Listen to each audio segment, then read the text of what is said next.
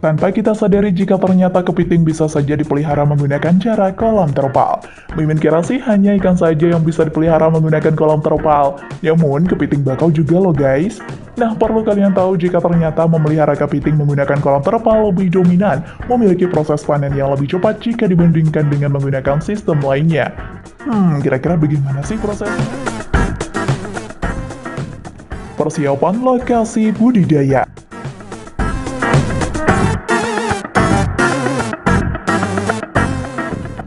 Dalam budidaya kepiting bakau ini, di air tawar juga membutuhkan lokasi yang baik. Kalian terlebih dahulu harus siapkan kolam budidaya dengan kedalaman antara 0,8 hingga 1 meter, dan salinitas pada kisaran 15 hingga 30 ppt.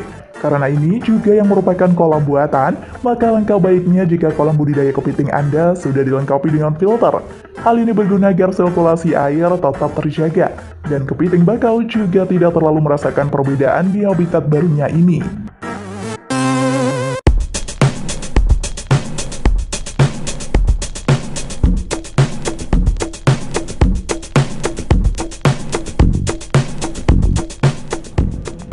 Pembuatan kolam terpal.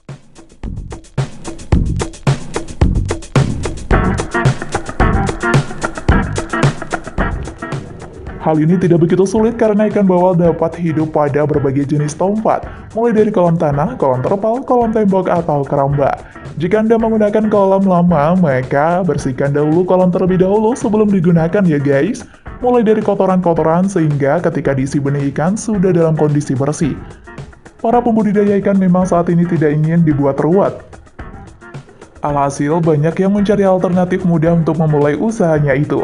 Salah satu cara cepat dan mudah jika Anda memiliki keinginan untuk budidaya ikan bawal, yaitu dengan menggunakan kolam terpal. Sesuai dengan judulnya nih guys, kolam terpal ini dibuat di atas permukaan tanah.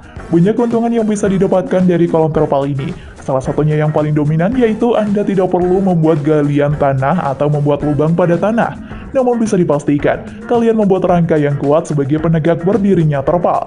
Bahan-bahan yang dibutuhkan untuk kolam terpal yaitu bambu, pipa, semen, batu bata, pasir, dan juga tidak luput terpal.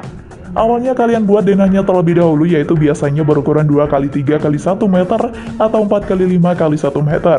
Kemudian dilanjutkan dengan ukuran yang diinginkan. Buat juga saluran masuk keluarnya air. Setelah itu atau kolam dalam kondisi kering, baru deh Anda bisa melapisinya dengan terpal.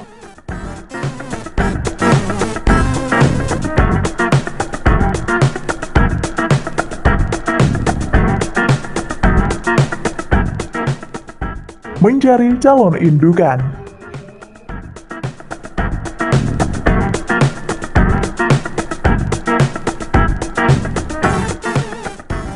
Sebelum kalian terjun langsung dalam sebuah bisnis atau usaha kepiting ini, maka langkah lebih tepatnya jika kalian pahami betul calon indukan yang akan dipakai dalam budidaya.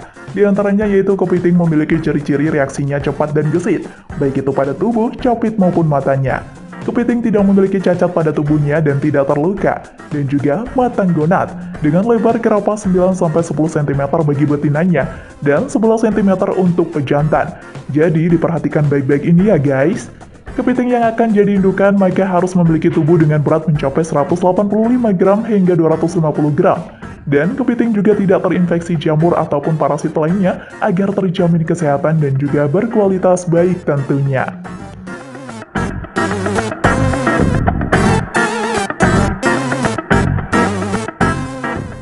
Menyiapkan wadah pembibitan.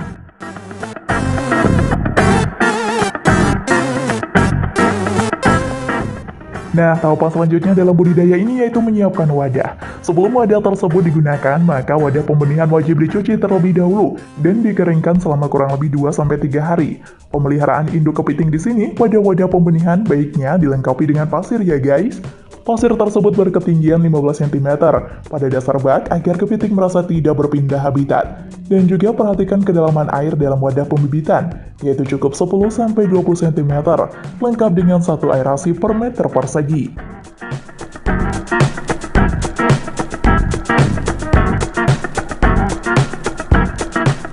Proses penetasan telur.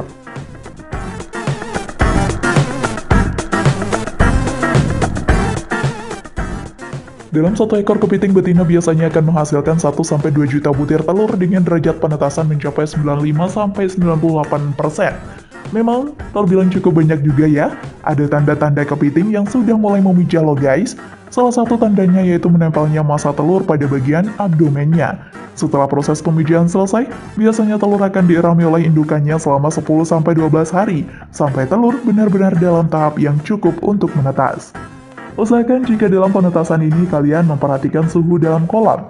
Suhu yang baik yaitu mencapai 26,5 sampai 29,5 derajat Celcius dan salinitas mencapai 31 sampai 32 ppt.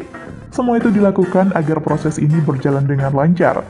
Selama proses pengeraman ini, sebaiknya indukan betina dipisahkan terlebih dahulu dan diletakkan pada bak fiberglass berukuran 1 x 0,5 x 0,5 cm untuk tiap induknya.